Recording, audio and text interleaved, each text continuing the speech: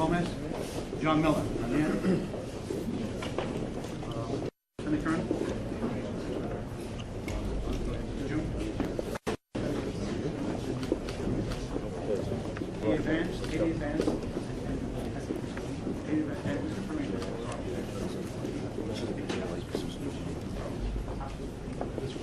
Ladies and gentlemen, very tight room here, so we're going to start up the police commissioner. He will explain to you the run of the show, all right? And then I know you're going to have a lot of questions.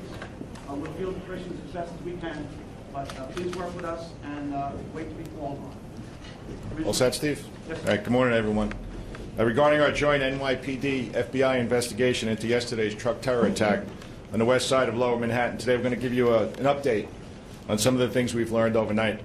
We're going to get an update on the injured from FDNY Commissioner Dan Nigro. Then you'll hear from Mayor de Blasio and Governor Cuomo. And I want to thank for being here Manhattan District Attorney Cy Vance, June Kim, the U.S. Attorney for the Southern District of New York, Commissioner Roger Perino is here from New York State Homeland Security, and then Joe Esposito from OEM, the Commissioner of OEM is here also. Also like to thank the State Police for being here today and for everything they did yesterday. Chief of the Department, Carlos Gomez, is going to lay out some of the security plans we have in place in light of yesterday's event and ahead of Sunday's New York City Marathon. And he'll also give you an update on the traffic situation on the west side. Bill Sweeney, the Assistant Director in charge of the New York office at the FBI, will make a statement.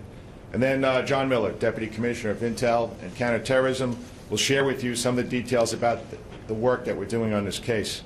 Because you have to understand that this investigation is still in its infancy. We do not yet have all the answers. And there are details today, and there'll be more down the road, and not everything we're going to be able to share with you. You understand that? You know, in terms of casualties, this was the worst terror attack in New York City since September 11, 2011. I want to take a minute to commend all New Yorkers. I want to commend everyone who lives in, works in, and visits our great city, because no one in this city is complacent. We saw the strength of that resolve last night with the very large crowds that attended the annual Halloween parade in the Village. And we'll see it again on Sunday when 50,000 people compete in the marathon and another 2.5 million people cheer them along the route. The NYPD, the FBI, and all of our law enforcement and private sector partners remembers our past. We work very, very hard together each and every day to prevent the type of thing that occurred here yesterday. What happened yesterday was not okay. It will never be something any of us will just accept as inevitable. Since 9/11, we, again along with our partners at the local, state, and federal level, have disrupted or prevented 24 plots against New York City. Countless lives have been saved. But none of that matters when 8 innocent lives are taken by a criminal committing a cowardly act, driving a rental truck. We are working hard to get to the bottom of exactly what happened yesterday and why. And we're working tirelessly to prevent anything like this from getting repeated. I tell you as often as I can that true public safety is a shared responsibility. Law enforcement, government agencies are doing what we can. And the men and women who work with us do it better than anyone anywhere in the world. But we need everyone's help. There are more than 8.5 million people in New York City, plus all the people who commute in every day and all the tourists. That's a minimum of 17 million extra eyes and ears and gut feelings that can remain vigilant on behalf of all of us. And I talk about this all the time. If you see something out there that doesn't look right, if it makes you uncomfortable, you have an obligation to make a call or to flag down a police car. At least give us the opportunity to investigate that. I want to thank everyone for their ongoing help today and every day. Thank you again for the swift response yesterday by the NYPD officers, the New York State Police, the firefighters, and EMS workers who did a really great job under the circumstances. And right now, let me introduce FDNY Commissioner Dan Nigro. Dan's going to give you an update on the injuries from yesterday. Dan? Thank you. And I'm going to be very non-specific regarding the privacy of the victims. There were 20 victims at yesterday's attack. 6 of them were pronounced dead at the scene. We transported 14 victims to 3 hospitals. 2 of those victims were pronounced. So the total number of deaths were 8. 6 of those were citizens of other countries, 5 from Argentina, 1 from Germany, 2 were Americans. Of the 12 remaining, thankfully, 3 have been released from the hospital. 9 remain in the hospital. 4 of those were critically injured but are in stable condition. The others are seriously injured. The injuries ranged from a bilateral amputation to serious head, neck, back, and chest trauma, and trauma to arms and legs. This was a heinous attack that resulted in 8 deaths and serious injuries. Our prayers are with the families of those who died and those who remain in the hospital. Thank you, Commissioner Nigro, and thank you to all the men and women of the FDNY, all the first responders, all the EMTs who went to the aid of those who were afflicted and did it so well. I want to start by thanking all of my colleagues who are here. Thank you, Governor Cuomo, and all of our state partners who are here, all of our federal partners. Thank you, Congressman Jerry Nadler, for joining us. Everyone's here in common cause. This was an attack on the United States of America, an attack on New York City, an attack on our people, and it was the definition of terrorism, an effort to take away people's hope and spirit and to make them change. And what New Yorkers showed already is we will not change. We will not be cowed. We will not be thrown off by anything. And this cowardly act, targeting the most innocent people in the middle of the most innocent pursuits, was meant to make people feel they could not go about their daily lives. And what we saw last night, Governor Cuomo and I went to our annual Halloween parade. 1 million New Yorkers showed up for that event. And as we spoke with them, they were undeterred. They were strong. They made me very proud of New York City and all the people of this country to see that strength in the face of adversity. This morning, people went to work. Kids went to school. No one thought there was any choice but to stand up to this act of terror. So as we now move forward, we start with giving our prayers to the families of the 8 who were killed. They, as you heard, 6 of them came from other nations here because they saw New York as a special place to be, and we now and forever will consider them New Yorkers. They shared this tragedy with us. We will remember them as New Yorkers. They were here because this city is a beacon to people all over the world, a place that every kind of person comes to and is respected, and that won't change. 8.5 million people here. We understand this was an attack on our values. It was an effort to break our spirit. As an effort to break our spirit, it failed. New York City is a very strong and resilient place. We have great faith in the men and women who protect us. We have such pride in the NYPD, and we see them on duty, and we know they are the very best. So we're strong, we're resilient people because we know we're protected, and we know that this place works when people don't feel deterred. And I'll tell you, this violence was an effort to make us blink, and we won't blink. We won't change.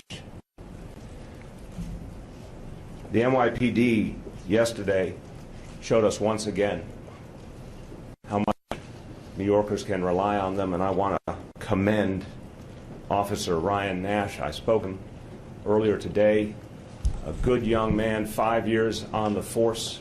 He was very humble about what he did, but what he did was extraordinary and gave people such faith and such appreciation in our police force.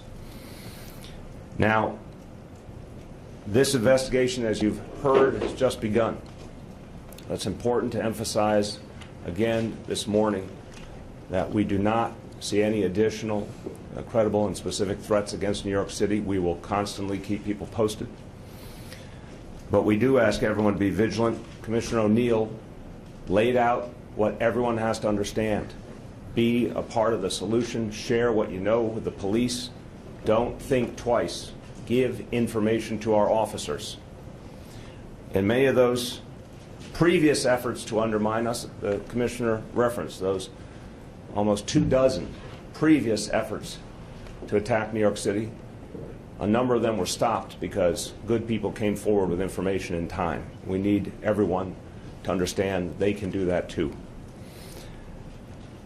As we move forward, we will look forward to the marathon on Sunday. It will go on as scheduled.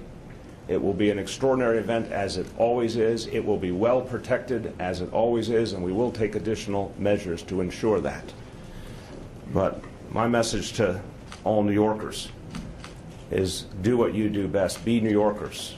Be strong, be proud, be resilient. Show the whole world right now that we will not be moved by terror.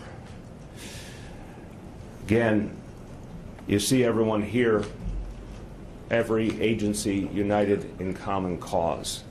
And this is also part of what makes us strong. And with that, I want to thank for his efforts and the state's efforts and welcome Governor Cuomo. Thank you very much. Let me begin by asking us all to remember in our thoughts and prayers the 8 lives that were lost tragically. That is damage that can never be undone, and there are families today feeling pain that is unimaginable. Mayor de Blasio, to the NYPD, the FDNY, the state police, I was on the scene yesterday. The performance was phenomenal, and the coordination and the effort was top shelf. And it gives one reassurance to know that there is this level of professionalism and expertise protecting the people of this city and this state. It's also important to remember that while the leadership of the police departments is top shelf, Officer Nash, 5 years on the job, 28 years old, he was a hero. And the NYPD is not just the leadership, it's the men and women who are out there every day, who are on the first line. And I think Officer Nash really showed how important they are and how talented and how brave. So we all applaud and congratulate him. I spoke to the Homeland Security Secretary yesterday, who pledges full coordination with all the federal efforts and the FBI. I think it's important that we are all working as one, and in this kind of situation there is no alternative. This is not a time to have politics. This is not a time to point fingers. This is not a time to find blame. It's a time to come together and work for a common goal. The effort yesterday killed 8 people, but in my opinion the effort failed, because the effort was not to kill 8 people. The effort was to disrupt us, to terrorize us, to scare us, to create mayhem. That's the effort. That's the goal on all of these attacks. New York is a special target because we have that Statue of Liberty in our harbor that we're proud of, holding up the torch for freedom and democracy. But we've seen it all around the world, and it is to create mayhem and terrorize. And it failed. The mayor is exactly right. The Halloween parade last night was a beautiful example of the failure of the attempt. 1 million New Yorkers came out with their families, with their children. They celebrated. They were there just a number of hours after the incident. And it was New York's way of saying, we will not be deterred. We are not terrorized. You will not win. We said that in 1993 after the World Trade Center bombing the first time. We said that after 9/11. And we said that yesterday, unprompted, spontaneously. They were all there. and the mayor and I marched, and it was really reassuring to see the resilience of New Yorkers. Now, you'll see increased police presence all across the metropolitan area. We are going to double the number of bodies at places of congregation, airports, tunnels, Penn Station, which has 600,000 people that go through it every day, the most heavily traveled transportation hub in the hemisphere.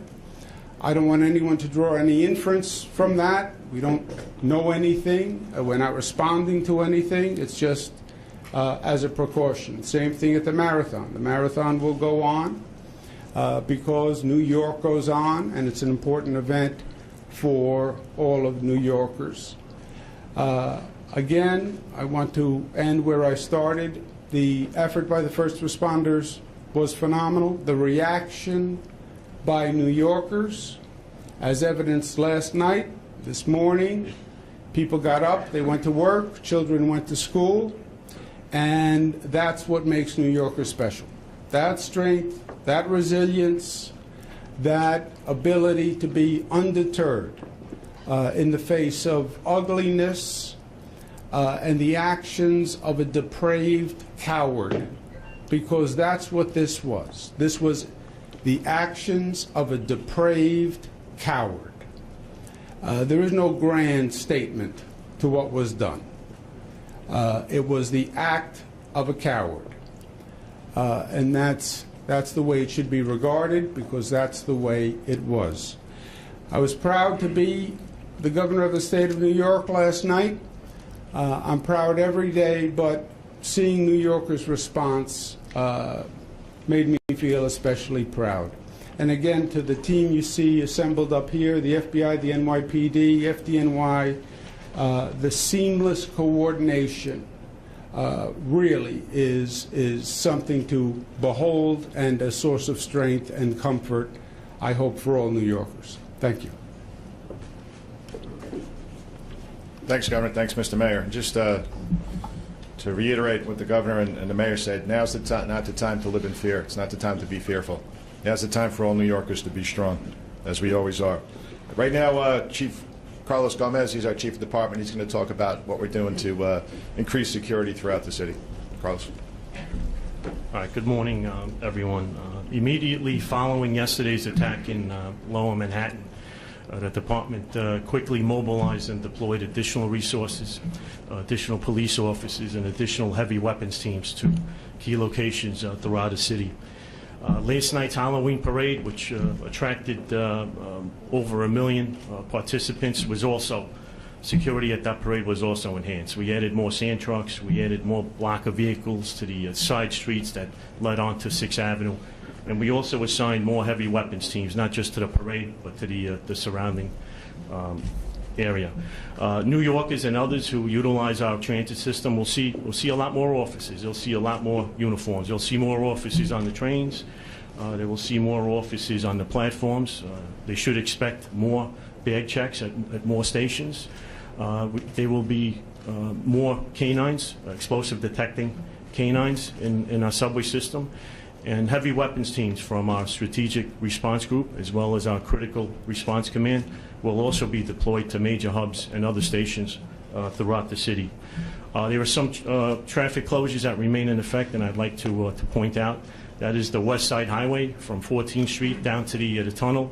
It still remains an active crime scene, and we anticipate it will be closed until early this evening. So we've assigned traffic agents to the area, but motorists, please avoid that area. And we're just a few days away from the New York City Marathon, which over 51,000 runners will participate. As the commissioner said, 2.5 million spectators will line the streets in all the boroughs in our city, and we've enhanced the security for this also. It's going to be a very safe event. We've added more sand trucks, more blocker vehicles. I can't give you the exact number. I mean, I do have it. I can't give it to you, but it will be the most ever deployed at this event. We more than doubled our observation teams, our rooftop observation posts, as well as our counter sniper teams from the emergency services unit throughout the boroughs, not just here in Manhattan. And we've also added more heavy weapons teams throughout the city. Officers from our emergency services unit, from our strategic response group, and from our critical response command. They'll be at fixed locations along the route, but they will also have a mobile response capability if they are needed elsewhere. And this increase will supplement the already large, substantial detail of uniform officers that you'll see along the route. But there will also be officers attired in civilian attire and plain clothes that you won't see. They'll be mixing in with the crowds to detect any suspicious activity. Canines, a large number of canines will be deployed along the route, as will counterterrorism officers with their resources and equipment.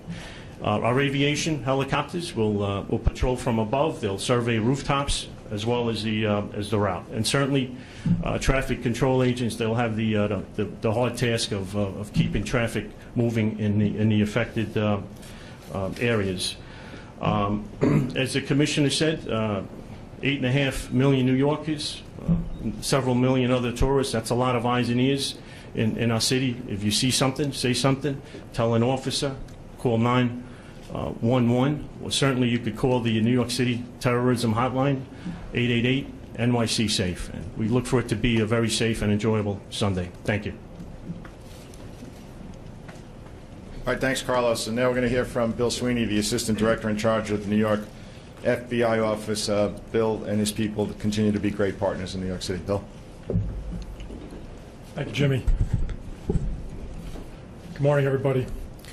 Our thoughts and prayers from the Bureau are with all the victims' families, especially this morning, and for all those that are still recovering. Right now, the New York JTTF, which is comprised of about 50-plus agencies, is following up on related leads as we work to process and analyze intelligence information related to yesterday's attack. Like last year, our partner JTTF in Newark is also fully engaged. Both of those JTTFs, both here in New York and in Newark, are operating 24/7 and will continue to do so for the foreseeable future. We also have joint terrorism task forces around the country that are following up on leads as we generate them and kick those out. The investigation is still in its early stages.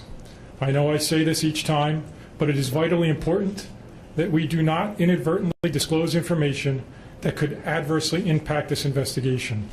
I think the public understands that need for the level of operational security, and for that reason, I may not be able to answer specific questions on how much or what we know. I can say we've been conducting searches throughout the night and into this morning. I expect those searches will continue and additional searches will develop as we generate additional information. I expect evidence collection on the scene to continue till at least early this afternoon, but more likely till early this evening. We are very grateful for the patience and the resiliency of the workers and the people that reside in the Tribeca area. I'm asking the public to call us with any information that you may have. We've set up a hotline. The two numbers are on the chart to your left. The first, nationwide, 1-800-CALL-FBI. Obviously, the NYPD number is up there as well. But we have a second site, which is vitally important. It is a link where the public can upload their videos and their photographs that they may have obtained when they were down at the scene. That link is fbi.gov/NYC Tribeca. That allows the public to upload those videos so we can review them for additional evidence. Thank you for your cooperation. Thanks, Jimmy. All right, thanks, Bill. And now John Miller is going to give us an updated chronology, what happened yesterday, and he's also going to talk a little bit about the investigation. Again, what Bill said, I know you're going to have a lot of questions, but we have to let this investigation get more mature. It's not even 24 hours yet. There's going to be some things we can tell you. There's going to be a lot of things that we can't tell you. So, John? Thanks, Commissioner. Just to reiterate, we are in the early stages of this investigation, so the information I'm going to give you today remains preliminary, meaning some details, timelines, etc., may change as we develop more granular information. This investigation is being carried out jointly by the NYPD FBI Joint Terrorism Task Force and the Intelligence Bureau of the NYPD with the Counterterrorism Bureau, and hundreds of detectives from the NYPD Detective Bureau who responded to the scene and worked through the night, developing evidence and leads. The timeline as we have it now starts at 2:06 p.m., at which point the suspect rents a large vehicle from the Home Depot located in Passaic, New Jersey. According to license plate readers on the George Washington Bridge, he exits the bridge into New York City, southbound on the West Side Highway at 2:43 p.m. At 3:04, a Port Authority camera on top of an air vent outside the Holland Tunnel shows the vehicle entering the bike lane and traveling at a high rate of speed southbound at West Street and Houston Street. At this point, according to witnesses, video, and investigation, he appears to target bicycle riders and pedestrians within the southbound bike lane traveling at a high rate of speed. That ends when he collides with the school bus, injuring a number of additional people. And at 3:08 p.m., we get more than a dozen 911 calls reporting people down, the school bus accident, and a man with a gun in the street. 2 First Precinct police officers who were out on another call are alerted by civilians about the activity going on outside. They leave that location. They're joined by a 3rd officer. They observe a man who appears to be waving a gun and yelling at the scene of the accident, and they observe people down on the scene. One of those officers, Brian Nash, takes action and fires his service weapon, bringing the attack to an end. As the injured were being removed by fire department and EMS personnel and being triaged at the scene, a perimeter was set up around that truck, and the NYPD bomb squad was called in to clear that vehicle for any suspicious devices. The suspect is identified as Seyfulo Sepov, a 29-year-old legal permanent resident of the United States who came into the country from Uzbekistan in March of 2010. Overnight, based on the investigation, there have been a number of search warrants executed, and there may be more. Witnesses interviewed, associates tracked down, and other activity. We've been able to piece together a number of facts. Recovered in and around the vehicle were multiple knives, the 2 imitation pistols, one a paintball gun, the other a Crossman pellet gun. As you know, there are 8 dead and 12 injured. We have a lot to go through. The Detective Bureau in particular, using hundreds of detectives, has been going up and down the West Side Highway on both sides of the street, meticulously trying to pick up every piece of video from every security camera, every traffic camera, every bank camera, anything that will help us put together this timeline and have the imagery to go with it so we can reconstruct as much of this as possible. We'll also be reviewing license plate reader data, not just our own, but from the surrounding area, to help reconstruct the suspect's movement over the preceding days, as well as interviews with associates.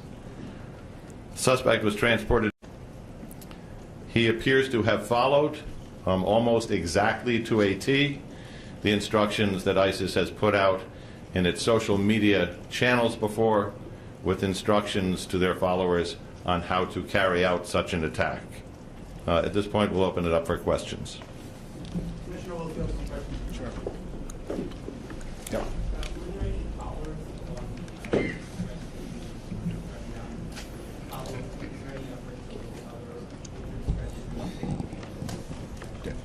Yeah, I know the mayor talked about this yesterday, and it's a big city. You know, I know the bike path very well. I don't think there are any bollards there at Houston Street or at Chambers Street. So, of course, we're going to take a look at that now. I said yesterday that we learn from every event, not just in this city, but across the world. Yeah. We had a chance to talk to the suspect. Or what did he say? Bill or John? Suspect was interviewed at the hospital, and we're not going to be able to go into his statements in any specificity. This side? Yeah. Right there. Yeah, I have a question for Governor Cuomo and Mayor Blasio. Have either of you received a call from President Trump since the attack happened? And for the police commissioner, we've got sources telling us that authorities knew an associate of Mr. Seipoff before this incident. Does that mean that police were already investigating someone affiliated with this suspect? I'm going to let Commissioner Miller talk about that. John, you want to answer that first? Sure. What we can say is Mr. Seipoff has never been the subject of an NYPD Intelligence Bureau investigation, nor has he been the subject of an FBI investigation, and we know that through our work with the JTTF and Bill overnight. What we are looking for is how has he touched the subjects of other investigations, what is his connectivity to those people, and we're kind of building out in concentric circles to try and document that, but it appears he will have some connectivity to individuals who were the subjects of investigation, though he himself was not. I received calls yesterday from the Homeland Security Secretary and from the Homeland Security Advisor in the White House, Mr. Bossert, and both offered any and all help to New York City in this moment, and said they would be 100% available to us in any way going forward. So those calls happened, give or take 7 o'clock yesterday evening. Not from the President directly, no.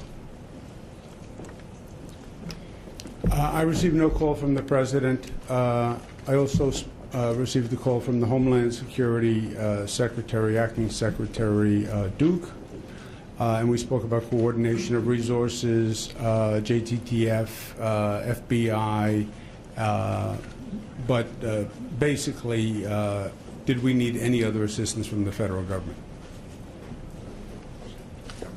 I actually received a phone call from the acting secretary also, a little bit after 8. Yep, David. Commissioner, watching for Governor Cuomo and Mayor de Blasio, I mean, are you bothered that you didn't get this call, but the President went on Twitter to essentially attack a New York senator, accusing him of being contributing to this through his policies? Look, I'm not bothered at all because 2 senior officials called promptly and offered help, and I think that was appropriate. I think we are here to talk about this situation, the facts, and no one up here wants to politicize any of this, and I don't think anyone should be politicizing this this tragedy at this moment in time. I think every focus should be on those whose lives were lost, on their families, on the work we have to do in this investigation. I am not bothered that the President didn't call. I am bothered by an attempt by anyone to try to politicize this situation. That plays right into the hands of the terrorists. They're trying to disrupt. They're trying to create mayhem. They're trying to divide. The point is to do the opposite, is to unite, normalcy, proceed as one. So to politicize this event, I think, is wholly counterproductive.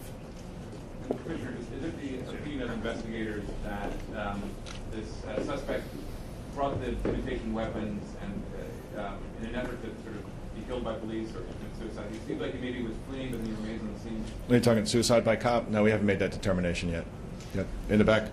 Commissioner, with respect to the ramification already alluded to, this is a terrorist investigation, certain things belonging to ISIS. Is there any sense at this stage of the investigation how or when this individual became radicalized to carry out this attack? No, it's too early in the investigation to tell you that. Okay, Rocco. Commissioner Miller, Commissioner, is there anything out of the ordinary regarding strong rental in terms of dialogue with the ladies or how we pay for A and B? Does video show anything in particular before actually getting on the As far as the truck rental goes, those interviews are being conducted, and I haven't seen that. But there was certainly nothing unusual enough to cause anybody to call.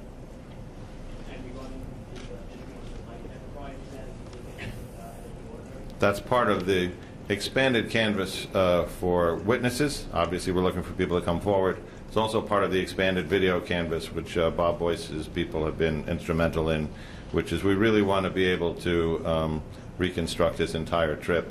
As you saw Rocco in the Chelsea bombing, we were basically able to take him from the train to both scenes we expect to try and come as close to that as we can here too. Just a follow-up on the truck question for the Commissioner. If I know that you spoke to a lot of companies that rent trucks, was this particular Home Depot one of them? So our Nexus program within the Intelligence Bureau and the SHIELD program within counterterrorism does the outreach on a fairly wide level. The Nexus program from Intel has visited more than 100 of the truck rental places within New York City. We work with the Department of Homeland Security and their programs and other agencies to cover the ones outside the city. And I can't tell you to a level of specificity whether that program got to this location, but I can tell you as early as 2 weeks ago, we were engaged with them and the New York State Police doing the areas around New York City. Yeah.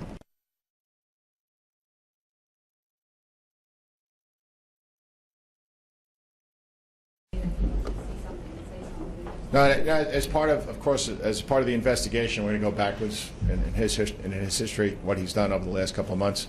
So I can't give you an answer to that. Tina? It's being reported that there's a note in the truck that said ISIS lives forever or ISIS endures. Yeah. Hey, John, you want to talk about the notes? The notes were handwritten in Arabic. They had symbols and words, but the gist of the note was that the Islamic State would endure forever. Yes. I'd like to ask Mr. Kim, there is a federal death penalty for murder that is, quote, willful, deliberate, malicious, and premeditated. Do you anticipate filing a federal death penalty case after this attack? Obviously, at this point, since we haven't yet filed any criminal charges, there's not much I can say about potential charges. I can say that from the moment of the attack, we had federal terrorism prosecutors working with the NYPD, the FBI, and the Joint Terrorism Task Force, and coordinating with District Attorney Cy Vance's office to assist in the investigation, get search warrants, get legal process filed, and to gather the evidence and assist in the investigation for the purpose of ultimately determining whether there are federal terrorism charges to be made. So at this point, I'm not going to speculate as to what charges might ultimately be brought and what the sentences might be. If I could follow up with John Miller, the fact that the note was written in Arabic, how significant is that, and does it speak at all to the level of radicalization of Mr. Saipov? I don't know. Juliet? Yeah, you indicated earlier that he'd been planning this for weeks, so what was he doing in prior weeks? John, you want to talk about that, or Bill? We're going to reconstruct that literally day by day going backwards, but at this point, I'm not going to get into that in any detail. Can you say whether he was online looking at sites or whether he was in contact with people or? Everything you said is a part of the investigation now, and we're peeling back through, obviously there's a process here.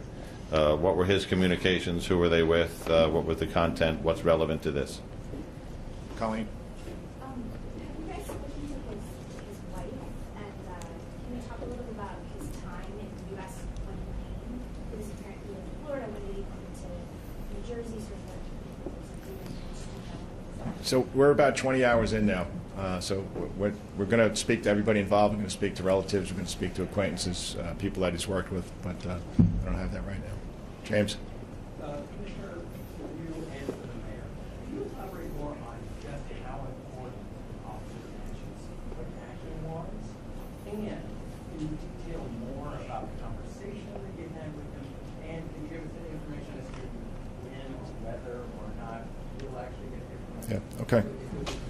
All right, so in the typical fashion of an NYPD cop, he thinks what he did was not an act of heroism. He thinks it's something that, why he joined the police department. I had the opportunity to talk to Ryan last night.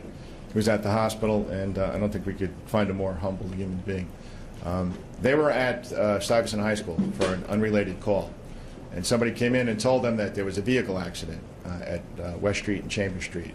So Ryan and his partner thought they were going out to handle a vehicle accident, and once they got outside, they were confronted, and they took proper action. So all New Yorkers should be thankful to Ryan and his partner. They showed great courage. And I talk about the courage of the men and women in this police department every day.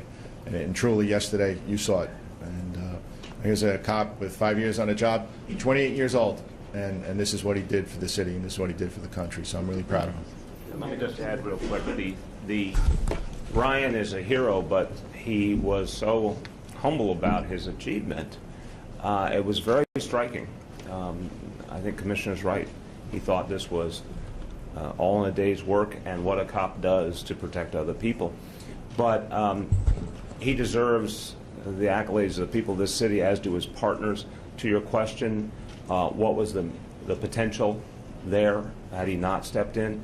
As you know, after the fact, we found out more. But in that situation, you don't know if the shooter has multiple weapons, has a bomb on him. You don't know. And God forbid that situation was even more dangerous. How many more lives, literally dozens more lives, could have been in danger? Ryan stopped that threat immediately. We owe him a great debt of gratitude. Well, I have to talk to him again, see what he wants to do. You know, he's a humble guy, so maybe we'll give you the opportunity, but I'm going to leave that up to him. NJ. Commissioner, in light of the situation yesterday, the security situation in the city going forward, are you considering closing Times Square to vehicular traffic entirely? It's premature to say that. If you go up to Times Square, you see the presence that we have there now. So, in the back row. Commissioner, President Mr. Mayor, Mr. Governor, have you spoken to the consulates of Argentina or Germany about their victims? We have not yet. Obviously, our condolences to people as Argentina and Belgium, I believe, our condolences to those nations, to the people of those nations, to the families especially, and we'll do everything we can to support the families in this moment. I think everyone feels we're all connected at this moment. We all have to be there for each other. Yeah. The second row.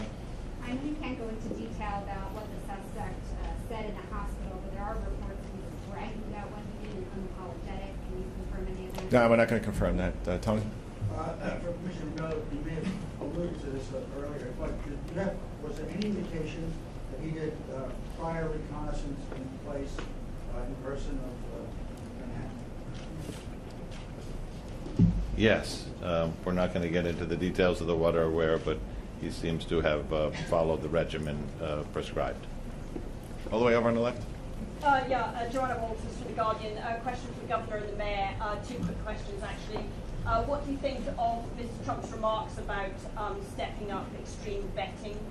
What implications does this have for immigration policies here? And secondly, to what extent do you think the gun control laws of New York, and to be honest, I'm not sure about New Jersey, but I mean, this guy had like funny little weapons. They were not assault rifles as you may have had in another part of the country. What if you could address that point, please? Look, again, I think today is about a focus on this incident and all we have to do to respond to it. But I could say simply, we support vetting of individuals. We support very thorough vetting, not of groups of people just because they belong to a group. I think this is a very crucial distinction. There should be very, very careful vetting of anyone where there's an indication of a concern, but not because of their religion or not because of their country of origin. There's a much bigger conversation we could have about gun safety. The NYPD has always rigorously believed that we need to keep guns out of this city, and that gun safety laws are here to protect us and protect our officers. But there'll be plenty of time to discuss these issues going forward. I want to affirm the governor's point. You know, this should be a unity moment where the focus is on solving the crime and figuring out how we can move forward together, not the pointing of fingers.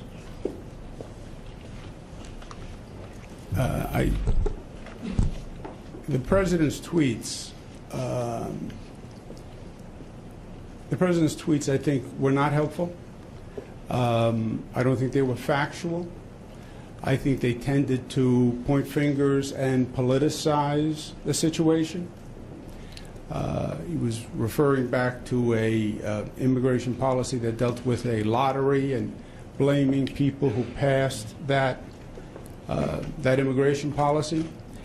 His tweet wasn't even accurate as far as I'm concerned. That was a bipartisan law that was passed that had basically no relevance to the facts of this situation.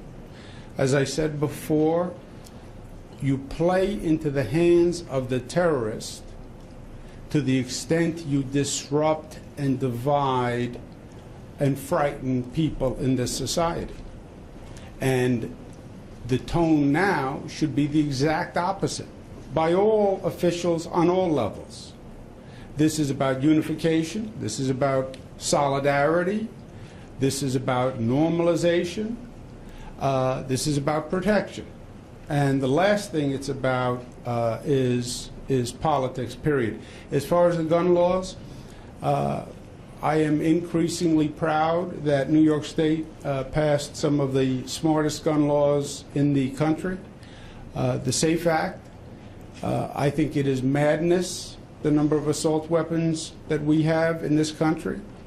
I think it endangers law enforcement. I think it costs us untold numbers of deaths.